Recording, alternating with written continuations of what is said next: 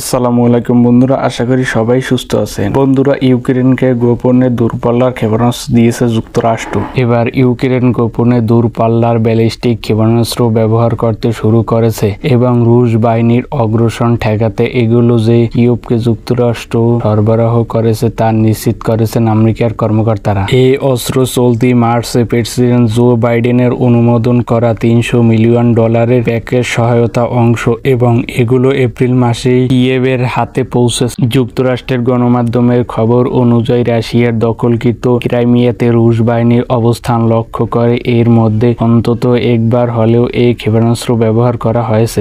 Biden এখন ইউক্রেনের জন্য $61 বিলিয়ন নতুন সামরিক সহায়তা প্যাকেজে স্বাক্ষর করেছেন। বিলটি ইতিমধ্যে কংগ্রেসে পাশের পর সিনেটেও অনুমোদন হয়েছে। সাথে সমন্বয়ের বিষয়ে কিছুটা উদ্বেগ থাকায় এর চেয়ে বেশি শক্তিশালী কিছু দেওয়ার বিষয়ে অনিচ্ছুক ছিল। তবে শেষ পর্যন্ত জো বাইডেন গত ফেব্রুয়ারিতে গোপনে দূরপাল্লার ক্ষেপণাস্ত্র দেওয়ার বিষয়ে সবুজ সংকেত দেন, যা 300 কিলোমিটার পর্যন্ত দূরত্বে লক্ষ্যবস্তুতে আঘাত হানতে সক্ষম। স্টেট ডিপার্টমেন্টের মুখপাত্র বেন্দার পাল্টেন বলেছেন, আমি নিশ্চিত করে বলতে পারি যে যুক্তরাষ্ট্র ইউক্রেনকে প্রেসিডেন্টের সরাসরি নির্দেশেই দূরপাল্লার ATACMS সরবরাহ করেছে। একই সাথে তিনি জানান যে ইউক্রেনের অনুরোধে অপারেশনাল সিকিউরিটি নিশ্চিত করার জন্য যুক্তরাষ্ট্র সেটি আনুষ্ঠানিকভাবে প্রকাশ করেনি, যদিও এটা এখনো পরিষ্কার নয় যে ঠিক কী পরিমাণে ক্ষেপণাস্ত্র কিয়েভকে সরবরাহ করেছে যুক্তরাষ্ট্র। তবে দেশটির নিরাপত্তা উপদেষ্টা